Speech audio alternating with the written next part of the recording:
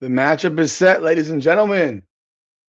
The Indiana Hoosiers dispatch, and that's putting it lightly, dispatch of the Oregon Ducks, who did not look so mighty, 56-22 in the Chick-fil-A Peach Bowl tonight, in a game that was pretty much decided within the first quarter as Indiana raced out, hell, had a pick six on the first play of the game, and then proceeded to get four touchdowns off of drives that are less than 21 yards because the Oregon Ducks could not hold the ball. Dante Moore was certifiably terrible. And the Indiana Hoosiers, number one ranked, 15-0, will face the Miami Hurricanes in the national championship. Let's talk about it. Welcome back, everyone, to another edition of Hurricanes Unfiltered, powered by Come On Now, the podcast. This is your host, Rudy Rodriguez Showmont. Did I just say it in the third person? I am your host, Rudy Rodriguez Showmont. Hit the like button, subscribe to the channel, ring that bell. We're going to have tons of content over the next 10 days going into this national championship matchup. It's going to be so much fun getting ready to do this. It's been a long time coming. It's funny. I covered the Miami Hurricanes for so many years with Inside the U, with Kane's time, and all we dealt with was bad teams. We had some really bad Miami Hurricane football teams. It was rather depressing to cover this program for a while. And I left covering the team in about 2014. Um, and, started my podcast last year and did some videos on the Hurricanes. Had a good time doing it. And I decided this year, as I said before, I wanted to start covering Miami again because I always enjoyed it. But, you know, I, I thought it'd be great for my podcast and great to add the local flavor and content to the podcast as I am a South Florida guy. And then lo and behold, we have this type of season. And I thought we'd be good. I didn't know how good we would be. I thought we had an opportunity to be really good. And especially after we jumped out 5-0 and like, oh boy, we got a squad here. But nah, we ended up blowing a couple of games and putting ourselves in a pickle and having to fight and claw and do everything we had to do to get back to this, to get into the playoffs. The Miami Hurricanes have been in the playoffs now for 7 games now. That's really what we've been doing for the last 7 games. After the SMU loss, we had to decide, what do you want your season to be? And the guys decided they wanted to be great. And great they have been, knocking off Ohio State, Texas A&M, and Ole Miss. And what better way to end the season than to knock off the number one ranked Indiana Hoosiers on your home field at Hard Rock Stadium, the Asylum, on January 19th. The game tonight with Indiana and Oregon, like I said, pick six, first play of the game. Oregon does come back and tie the score at 7. They march down the field, but there just seemed to be something missing with Oregon tonight. I never thought Oregon was that great of a football team. I've always thought they were a little bit soft. I never thought much of Dante Moore, and he confirmed that tonight. The dude just sloppy play, fumbles the ball at the 3-yard line, just sloppy garbage, throws that first pick six on, just clear telegraphed pass. There was another fumble that they had. And if you look at the box score from this game, it almost became unwatchable. You're talking about, okay, you have a touchdown from defense, then you have a fumble at the 10, they get the ball at the 3-yard line, they score, make it 21-7. Then another fumble, and they get the ball at the 19-yard line, make it 28-7. This is before half, and then Oregon misses a field goal before the half. Never in the game, 35-7 at halftime. Fernando Mendoza, he played well, but he wasn't anything spectacular. If you really want to be completely transparent about it, there was nothing spectacular. But oh yeah, and then later in the game, Oregon has a punt blocked, a 4-yard touchdown drive. So they had 1, 2, 3, 4, 5 touchdowns on drives of 21 yards. Let me confirm the exact amount. 0, 3, 19.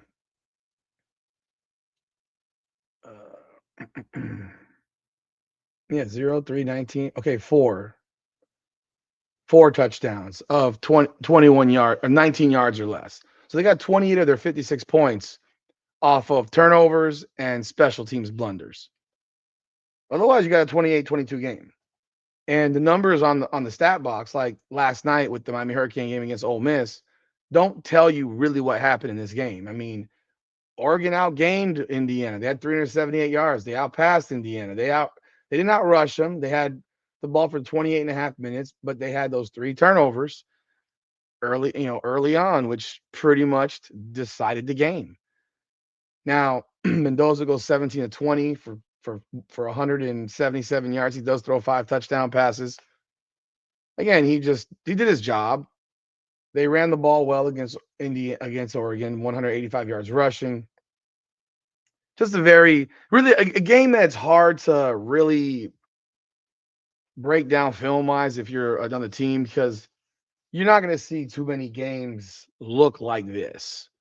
So I don't know that this is any film that the Miami Hurricanes football team and the staff are truly going to be looking at because it was a bloodbath and it wasn't competitive. This game was largely decided by one team making a lot of mistakes, and the other team capitalizing. Really, that's what it came down to. One team made a lot of mistakes, and the other team capitalizing. 4 touchdowns on short field, like really short field. Then here we are. Mendoza, the local boy from Columbus High School, one offer coming out of high school, goes to Cal. He initially was going to go to Yale, but ends up at Cal because he get that one offer from Cal. Transfers to Indiana, goes 6-6 at Cal last year. Goes to Indiana under Kurt Signetti, who's a masterful coach. And they're 15-0. He wins the Heisman Trophy. He looks like the second coming of Christ. And I mean, my God, the kid says everything right. He does everything right, almost to the point where it seems like it's a script. It really does. It almost seems scripted with how he speaks. That he's prepared for everything. And I expect the guy to be prepared for this game. But there will be a lot of pressure on him. He's coming back into his hometown trying to steal the joy of everybody in Miami-Dade County and South Florida. Like, because you could think about it, even if I went to high school with Fernando Mendoza and I went to Columbus High School and I'm a Miami Hurricane fan, bro, I ain't cheering for you, Fernando. Sorry, bro. Like, you'll have a section of people that are cheering for the Indiana, Hoosiers from Columbus potentially, but most Columbus people will be pulling for the Columbus head coach who's at Miami, Mario Cristobal. I believe Frank Mirabal, the assistant coach. I'm sorry, Alex Mirabal, the assistant coach, went to Columbus as well. So you have this Columbus connection, and it's going to be a special night, man, for both programs. January 19th at the Hard Rock. We'll do a lot of breakdown, but overall, you have it's going to be a test of wills. You're going to have a Miami offensive line that physically can dominate. And I don't know that I saw anything from Indiana to make me saying I'm going to have to watch a lot more film on Indiana. I've watched them play a few times, but this was a bad game to judge. Like, you'd have to look at other games that were probably maybe the first Oregon game, which I saw as well, but it was a long time ago. I'll have to rewatch the Ohio State game. Again, Miami has a common opponent with Indiana, Ohio State. Miami, I thought, outplayed. I think Miami played better against Ohio State than Indiana did. And sure as heck scored more points. I expect a lower scoring game between Miami and Indiana. I don't expect it to be in the 30s. I expect it to be probably low 20s, maybe even in the teens, maybe something that looks like, again, we'll get to that point, but something that's it's going to be a lower scoring game unless someone completely like shits the bed and commits a truckload of penalties and turns the ball over. So it's going to be fun. We are here. They are here. And you have 2 Nick Saban disciples coaching each team. If you look at the edges on the teams right now, I mean, I think most people would probably say that the coaching advantage goes to Indiana. There are people that definitely have concerns about the even play calling or the uneven play calling of Shannon Dawson. We have to, realistically, we'll talk about it later on, but he needs to be more even in his play calling. I think the flu situation with the Miami Hurricanes football players, they got to get better. Healthy, healthy is critical. Like we need guys being healthy. We need our guys to play. We need Frederico on the field. We need to get Damari Brown back. He needs to do something on that field. Ahmad Moulton's got more time to recover. Akeem Mesdor with his arm. He got back in the game, but who knows how he is, but he needs some time to recover. And then of course you got the fact that everyone had the flu and Mark Fletcher had the flu, and now it's coming out that maybe Ruben Bain had the flu as well. But a lot of guys caught the flu. I read over 20 people caught the flu, which is pretty rough and can explain a lot that happened on defense. I do believe there'll be some type of appeal thing for Xavier Lucas to because that ridiculous targeting call that was called on him. I hope they overturn that after a review or something because that just was completely outrageous. That you have to miss the first half of a national championship game of some bogus call like that. If you're going to call that, then you needed to call the one on Malachi Tony. And I didn't think the one on Malachi Tony was targeting either. So I absolutely despise that rule. It is an unfair rule to competitive sports. You want to give someone a penalty, give them a penalty. But ejecting guys for bang bang plays is just absurd. And you know, this is the game we've all been waiting for 23 years as Miami Hurricanes fans. And heck, I mean, as a Hurricane fan, to have a chance to do it in your home building, it's the first time since what, 1990? God, what was it, 1991? 91? Yeah, way back when, like when we had the split national championship with Washington. We beat Nebraska in the Orange Bowl. But yeah, it's been a long time coming. It's going to be a whirlwind of emotions. It's gonna be a lot of pressure on both teams. I mean, Mendoza from the perspective of you're from here, you're coming down to your hometown, try to win a national championship. Miami with the pressure on this program to get to the top of the mountain again. You're right here. You don't want to let it slip through your fingers. Definitely not on your home field. Right now, I don't know. Let me see if there's a spread out yet for this game, an opening spread. It was supposed to be 5.5 as of yesterday. I want to venture to guess it's probably going to jump because they're going to blow job Indiana after this game. That's just my feeling. But let's see if they have an opening number right now on ESPN for the spread. The spread is now 7.5. It jumped. So yes, the Hurricanes are a 7.5 point underdog on their home field for the national championship, despite beating Ohio State and Texas A&M and Ole Miss. Underdogs by 7.5 points. Indiana's not going to give you blackboard material. They're not going to talk trash. They are a wholly disciplined team.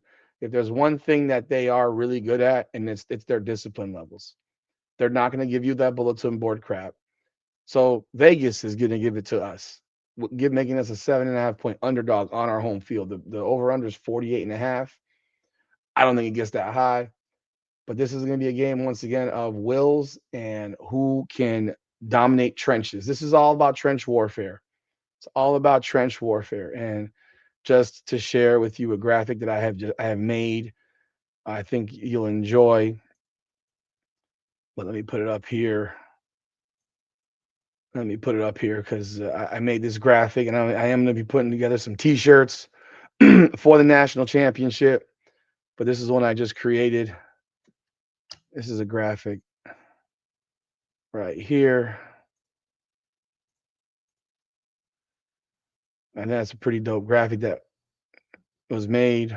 And then I have another version of it. I have another version that I'm putting on a T-shirt because that's more like a screen print for an Instagram photo. But I might make that too. But then I got this one also, and I have a few more that I'm making. Boom. That will be up on a T-shirt on our website, so do check it out. But definitely, we are here. Indiana is here. We have our matchup set, and we'll be talking a lot about these two teams over the next 10 days, man. It is now January 9th, 10 days away. Let's get down to business. Excited, folks. I'm sure you are too. But if you leave your comments, leave your thoughts. What are you looking for in this game? Let me know what you think. Hit that like, subscribe, and follow button and leave your comments. This is Hurricanes Unfiltered, powered by Come On Now, the podcast. Come on now.